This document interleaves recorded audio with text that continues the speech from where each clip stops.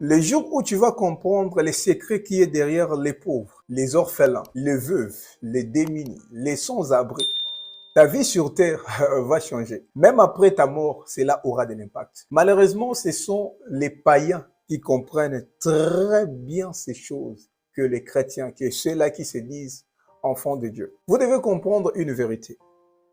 Dieu est Dieu pour tout le monde. Mais Dieu n'est pas Père pour tout le monde. Lorsque vous lisez le livre de Matthieu chapitre 5, verset 45, écoutez ce que la Bible dit. Afin que vous soyez fils de votre Père qui est dans les cieux, car il fait lever son soleil sur les méchants et sur les bons, et il fait pleuvoir sur les justes et les injustes. Dieu fait tomber sa pluie, même pour les bons, même pour les méchants. Dieu fait sortir son soleil pour les justes et les injustes. Dieu ne se dit pas que, comme toi tu es méchant, lorsque la pluie va tomber, la pluie ne descendra pas sur ton champ. Non. Comme toi tu es sorcier, le soleil ne sera pas sur toi. Non. Dieu est Dieu pour les bons et les méchants. Dieu est Dieu pour les justes, même pour les injustes. C'est pourquoi la Bible dit que tout ce qui respire loue l'Éternel, parce que Dieu est Dieu pour tout le monde. Mais Dieu n'est pas Père pour tout le monde. Avant de devenir enfant de Dieu, la Bible le dit dans le livre de Jean chapitre 1 verset 12. À tous ceux qui l'ont reçu et à ceux qui croient en son nom, elle a donné le pouvoir de devenir enfant de Dieu. Donc, il y a des principes qui sont chrétiens et il y a des principes qui sont divins. Il y a des principes, avant de les respecter, avant de l'observer, tu dois être d'abord enfant de Dieu, tu dois être chrétien. Et si tu les fais dans ta vie chrétienne, il y a beaucoup de choses qui vont changer et tu auras aussi ta récompense. Mais il y a des principes qui sont divins. Que tu pries ou pas, que tu sois enfant de Dieu ou pas, si tu l'observes, tu auras ta récompense. Lorsque tu sèmes une graine dans ton champ, Dieu ne va pas dire que comme tu n'es pas chrétien, ta graine ne va pas germer pour pousser après. Non, comme toi tu pries, voilà, ta graine va germer et tu auras beaucoup de récoltes. Non, que tu sois chrétien ou païen, lorsque tu sèmes ta graine, la pluie de Dieu va descendre sur ça et tu vas récolter les fruits de ton travail, que tu sois chrétien ou pas. La Bible dit le précieux trésor de l'homme, c'est son travail. Dans cet homme-là, il y a tout le monde, chrétien ou païen. Lorsque tu travailles, le travail sera un précieux trésor pour toi. Même si tu es païen, lorsque tu travailles, tu vas très bien manger parce que c'est les principes divins. Il y a des principes qui sont chrétiens. Par exemple, pour aller au Père, la Bible dit Jésus est l'unique moyen par lequel on peut aller vers le Père. Nul ne peut aller au Père sans passer par Jésus. Il y a la Sainte Seine, par exemple. Avant de passer à la table du Seigneur, tu dois être enfant de Dieu. Si tu manges la Sainte Seine indignement, tu peux être même coupable des morts. Il y a aussi les baptêmes. Pour avoir les baptêmes, tu dois croire en Jésus comme Seigneur et Sauveur. C'est alors que tu peux avoir les baptêmes. Mais aussi, bien aimé, il y a des principes qui sont divins. Nous allons voir Ésaïe chapitre 58, verset 7. Partage ton pain avec celui qui a faim et fais entrer dans ta maison les malheureux sans asile. Si tu vois un homme nu, couvre-le et ne te détourne pas de ton semblable. Ça, c'est un principe divin. Et lorsque toi, tu l'observes, que tu sois païen ou chrétien, tu auras ta récompense. Dieu est Dieu pour tout le monde. C'est la raison pour laquelle il y a parfois beaucoup de païens qui ne connaissent même pas Dieu, qui ne prient pas.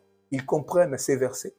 Lorsque tu regardes les riches de ce monde, tous les riches de ce monde, tous les hommes influents de ce monde, toutes les stars que tu connais, essaye de vérifier, tu verras. Ils ont des organisations où ils aident les pauvres. Ils ont des orphelinats. Ils aident les orphelins. Ils aident les démunis. Ils aident les veuves. Parfois, les chrétiens ne les font pas. Lorsque tu regardes la loi que Dieu avait donnée à Moïse, parmi ses préceptes, vous allez voir, il y avait des lois réservées uniquement pour les pauvres. Nous allons les voir. Lorsque vous lisez Lévitique, chapitre 19, verset 9, écoute ce que la Bible dit. Quand vous ferez la moisson dans votre pays, tu laisseras un coin de ton champ sans les moissonner. Et tu ne ramasseras pas ce qui reste à glaner. Tu ne cueilleras pas non plus des grappes restées dans ta vigne.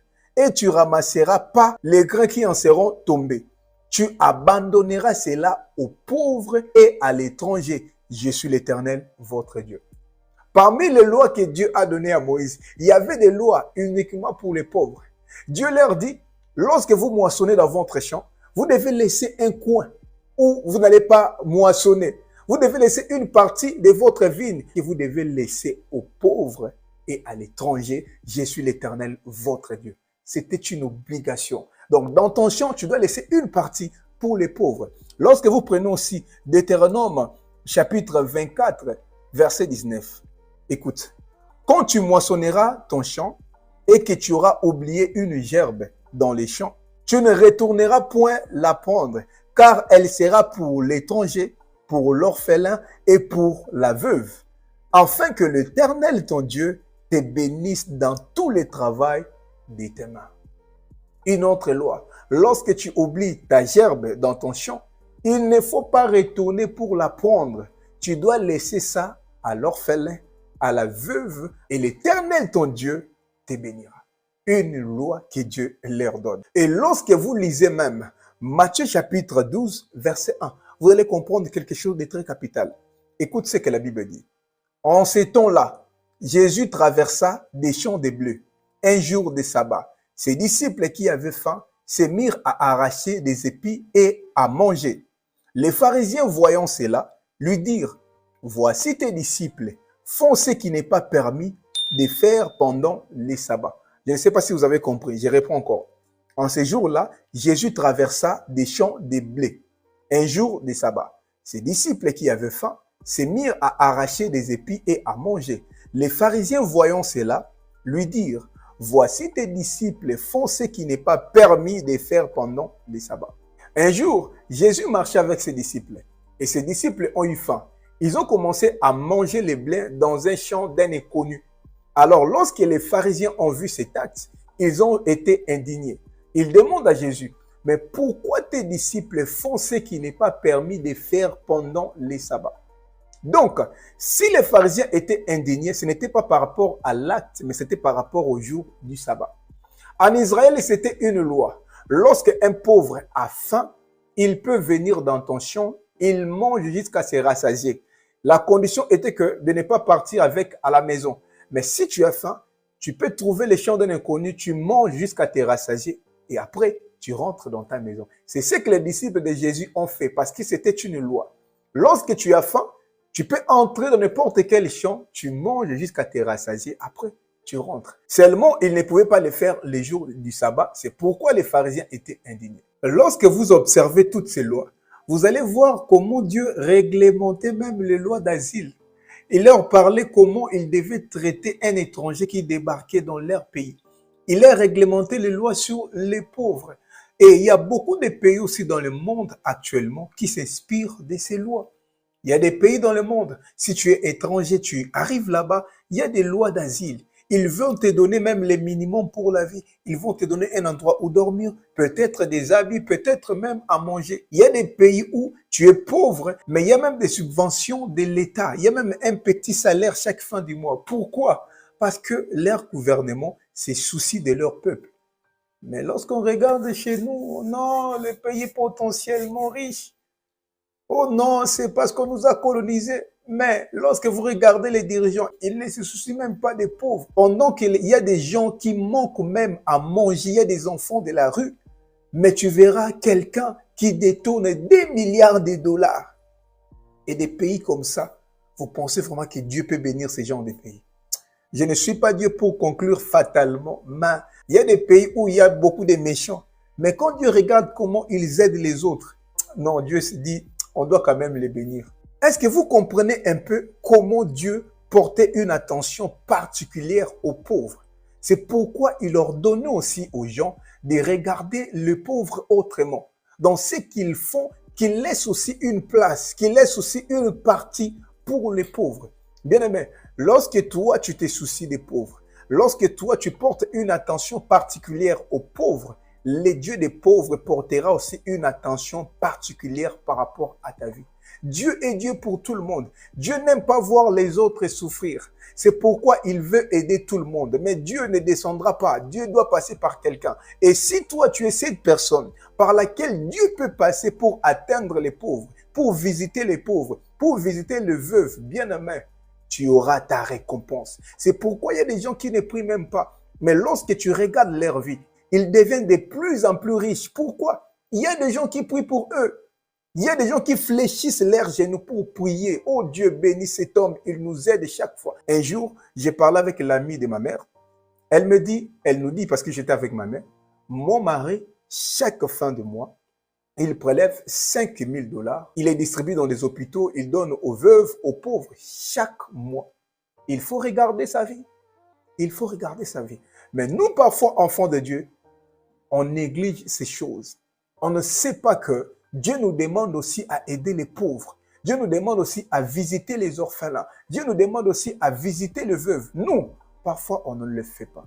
Parfois, tu me dirais que tu parles simplement de l'ancienne alliance. Parlons maintenant de la nouvelle alliance. Bien aimé, même lorsque Jésus est venu, la Bible dit, des riches qu'il était, il s'est fait pauvre. Même lorsque Jésus est venu comme un pauvre. Jésus s'est identifié aux pauvres pour te prouver comment Dieu accorde une attention particulière aux pauvres. La Bible dit, il a dit même aux pauvres, heureux sont les pauvres car ils hériteront le royaume des cieux. Attention, hein? Attention avec les pauvres. Lorsque vous lisez Matthieu chapitre 6, verset 1, écoutez. Gardez-vous de pratiquer votre justice devant les hommes pour en être vu autrement. Vous n'aurez point de récompense auprès de votre Père qui est dans les cieux. Jésus nous parle ici de nous garder lorsqu'on veut pratiquer la justice de Dieu devant les hommes. C'est quoi maintenant la justice de Dieu? Parce qu'il dit, si vous le faites devant les hommes, vous aurez aussi votre récompense. Donc, il ne faut pas le faire devant les hommes si tu veux être récompensé par Dieu. Alors, c'est quoi la justice dont parle Jésus? Nous allons le lire dans d'autres versions pour que nous comprenions un peu l'essence. Lorsque vous lisez la version Parole de vie, toujours Matthieu chapitre 6, verset 1, écoute ce que la version Parole de vie dit. Attention, lorsque vous faites ce que la loi de Dieu demande, ne le faites pas devant tout le monde pour que les gens vous regardent. Sinon, votre Père qui est dans les cieux ne vous donnera pas de récompense. Ici, on parle de la loi de Dieu. On parle de ce que la loi de Dieu demande. Lui, second, parle de la justice, alors que la parole de vie parle de ce que la loi de Dieu demande. Lorsque vous lisez la Bible expliquée dit ceci. Gardez-vous d'accomplir vos devoirs religieux en public pour que tout le monde vous remarque. Sinon, vous ne recevrez pas des récompenses de votre Père qui est dans les cieux. Bible expliquée parle des devoirs religieux, parole de vie parle de ce que la loi de Dieu demande et la version Louis II parle de la justice. Et nous allons maintenant comprendre c'est quoi ce que la loi de Dieu demande, c'est quoi les devoirs religieux dont parle Jésus ici. Ce n'est pas un apôtre qui parle, c'est Jésus lui-même qui parle. Le verset 2, il dit, « Lors donc que tu fais le monde, ne sonne pas de la trompette devant toi, comme font les hypocrites dans les synagogues et dans les rues, afin d'être glorifiés par les hommes. Je vous l'ai dit, en vérité, ils reçoivent leur récompense. » Jésus leur a parlé de 3 choses. Il parle, des au monde. Deuxièmement, dans le verset 5, il leur parle, il dit, lorsque vous priez, ne soyez pas comme les hypocrites qui aiment à prier debout dans les synagogues et au coin des rues pour être vus des hommes. Je vous dis, en vérité, ils reçoivent les récompenses. Il parle encore de la 3e chose dans le verset 16. Il dit, lorsque vous jeûnez, ne prenez pas un air triste comme les hypocrites qui se rendent le visage tout défait pour montrer aux hommes qu'ils jeûnent. Je vous dis, en vérité, ils reçoivent leur récompense. Jésus a parlé à ses disciples des 3 lois de Dieu qu'ils doivent obéir. La première loi, il leur parle des aumônes, il leur parle de la prière et il leur parle du jeûne.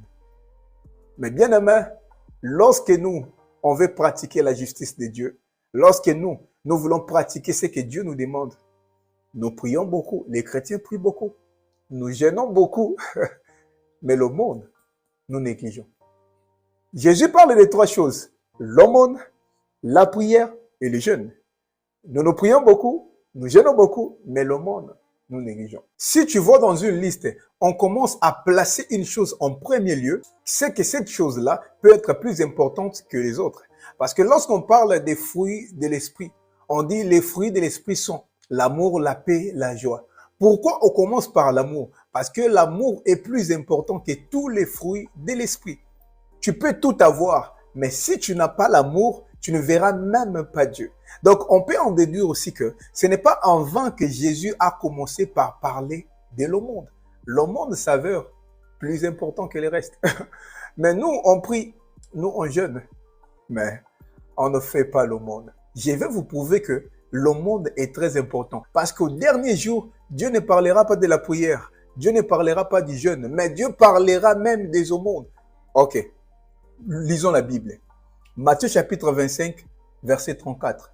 Écoutez. Alors le roi dira à ceux-là qui seront à sa droite, venez, vous tous qui êtes bénis de mon Père, vous êtes bénis de mon Père. Prenez possession du royaume qui vous a été préparé dès la fondation du monde. Car j'ai eu faim et vous m'avez donné à manger. J'ai eu soif, vous m'avez donné à boire. J'étais étranger, vous m'avez recueilli. J'étais nu et vous m'avez vêtu. J'étais malade et vous m'avez visité. J'étais en prison et vous m'avez venu et vous êtes venu vers moi. J'étais nu et vous m'avez vêtu. J'étais malade et vous m'avez visité. Les justes lui répondront, mais Seigneur, quand avons-nous vu avoir faim et t'avons-nous donné à manger? Ou avoir soif et t'avons-nous donné à boire?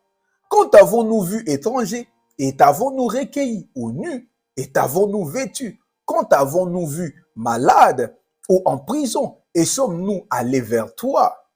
Et le roi leur répondra, je vous le dis en vérité, toutes les fois que vous avez fait ces choses à l'un de ces plus petits de mes frères, c'est à moi que vous l'avez fait. Jésus continue et il dit, ensuite, il dira à ceux qui seront à sa droite, retirez-vous de moi, maudits, allez dans le feu éternel qui a été préparé pour les diables et pour ses anges. Car j'ai eu faim et vous ne m'avez pas donné à manger. J'ai eu soif et vous ne m'avez pas donné à boire. J'étais étranger et vous ne m'avez pas recueilli. J'étais nu et vous ne m'avez pas vêtu. J'étais malade et en prison et vous ne m'avez pas visité.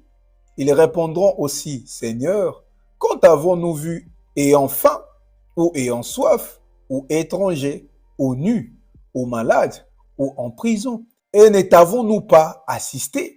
Et il leur répondra, je vous le dis en vérité, toutes les fois que vous n'avez pas fait ces choses à l'un de ces plus petits, c'est à moi que vous ne l'avez pas fait.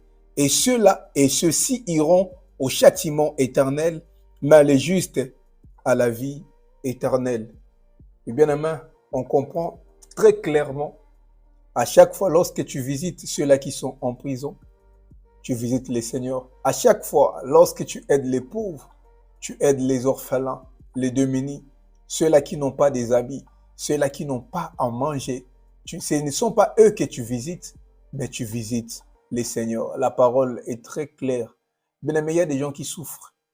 Il y a des gens qui ont besoin même des minimums. Il y a des enfants orphelins qui veulent aussi étudier. Ils prient chaque jour, Dieu aide-nous. Mais bien aimé, si toi, tu deviens cette personne par laquelle Dieu peut passer pour atteindre tous ces mondes-là, bien aimé, ta récompense sera grande, même dans les cieux. Nous voyons aussi l'histoire de Ruth et Naomi. J'aime aussi cette histoire. Lorsque vous lisez le livre de Ruth, chapitre 2, verset 2, la Bible dit, Ruth, la Moabite, dit à Naomi, laisse-moi, je t'ai pris, aller glaner des épis dans les champs de celui aux yeux duquel je trouverai grâce. Elle lui répondit, va, ma fille. Naomi et Ruth passaient par des moments très difficiles. Lorsque vous lisez ces chapitres, vous allez comprendre qu'elle manquait même de quoi manger. Mais Ruth dit à Naomi, permets-moi d'aller chercher le bleu quelque part. Je pense que Dieu mettra un homme aux yeux duquel je trouverai grâce aujourd'hui. Bien aimé, il y a des gens qui sortent le matin. Elle ne sait pas si ses enfants vont manger ou pas. Même avant de sortir, elle prie. Elle recommande sa journée entre les mains du Seigneur. Adonai, place quelqu'un sur mon chemin qui me donnera même les minimums pour que mes enfants mangent. Il y a des gens qui sont dans les prisons. Parfois, ils ne demandent pas beaucoup de choses, peut-être les minimums. Il y a des gens qui sont dans des hôpitaux. Toi, enfant de Dieu, tu dois aussi prier pour ce genre de personnes, les réconforter, leur parler du Seigneur, leur dire même des mots qui vont les réconforter. Parfois, leur rendre simplement visite. On voit Naomi, elle est désespérée.